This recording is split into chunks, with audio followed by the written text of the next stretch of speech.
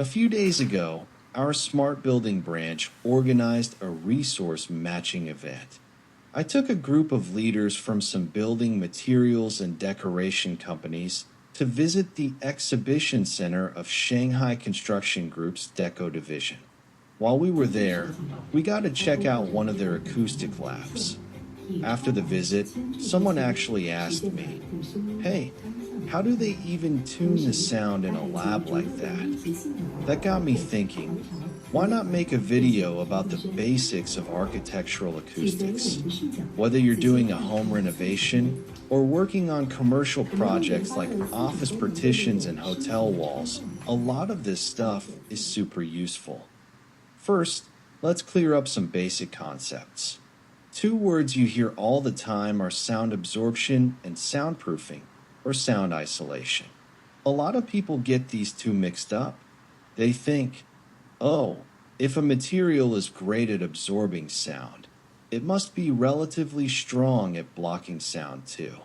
But actually, they are two completely different things. Think of sound as basically a vibration wave. Sound absorption is about catching that wave and turning its energy into heat, so it just disappears. If you walk into a room and notice it's incredibly quiet, your voice sounds super dry, there's no echo, and the vibe feels almost a bit cold, that means the room has excellent sound absorption. The walls are soaking up your voice, so almost nothing is bouncing back. So what is soundproofing? Soundproofing is when your neighbors are talking in their own room, but you can't hear a single thing. That's soundproofing. It means when the sound waves hit the wall, they get blocked and bounce right back, instead of passing through. Because they do different things. They use completely different materials. For absorbing sound, we often use porous materials, like polyester fiber. When sound waves enter these materials, they will resonate with the porous materials inside, turn into heat, and fade away. But here's the catch. This works great for high and mid-frequency sounds, but not so much for low-frequency bass. Low-frequency sound waves are much longer, so simple acoustic foam or cotton can't easily produce resonance with them. To fix this, we use another trick. We leave an empty cavity behind a panel. The size of this cavity is usually about 1/4 or 1/5 the length of the low-frequency wave, and we stuff some acoustic cotton inside. This setup makes it much easier for the cavity to vibrate, which does wonders for absorbing those deep, low-pitched sounds. Now, for soundproofing, the secret is weight and density. The material needs to be heavy and solid. Think back to high school physics and the law of momentum. When sound waves hit something really heavy and solid, they just bounce right off. So, heavy walls naturally have great soundproofing ability. Another method is putting high damping materials inside the wall. Even if the sound wave manages to travel into the wall, it gets stuck when it hits this high damping layer and can't go any further. It's a lot like the thermal break technology used in modern doors and windows to stop heat from passing through. The same logic. Damping is huge for soundproofing. This is why a standard soundproof board usually looks like a sandwich. 2 layers of heavy magnesium board or drywall with a layer of rubber squeezed in the middle. The heavier and thicker the boards, the better its sound insulation will be.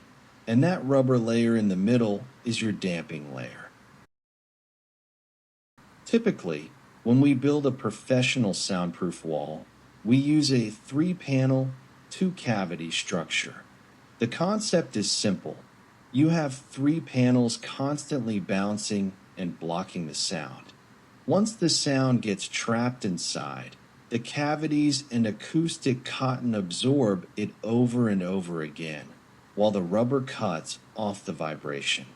By using this combination of methods, you get amazing soundproofing. Besides sound absorbers and sound insulators, there's another big concept in acoustics called diffusion, using diffusers. So what is diffuser? You've probably seen these in movie theaters or concert halls.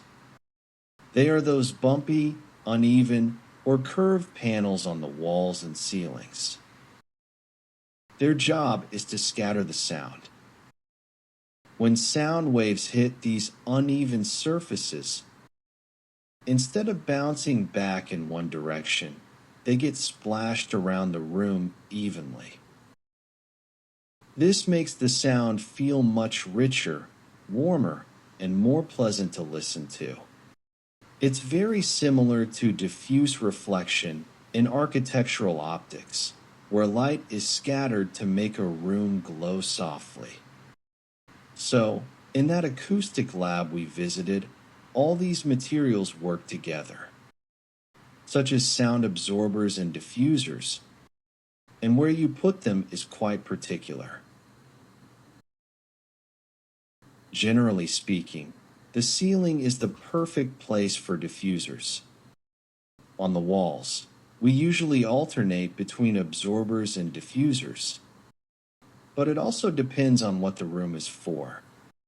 If it's an office, you want a short reverberation time, meaning you don't want voices echoing around much more. So you'll use more absorbers, especially for low frequencies.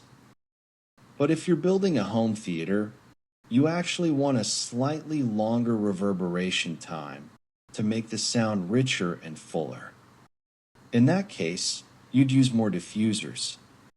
As you can see, architectural acoustics is a pretty complex system. Compared to professional acoustic experts, the knowledge I possess is merely preliminary. But for most beginners who just want to understand the basics and how things work, I think it's a pretty good starting point. Hope this helps, and I'll see you in the next video. Remember, pay attention before you leave.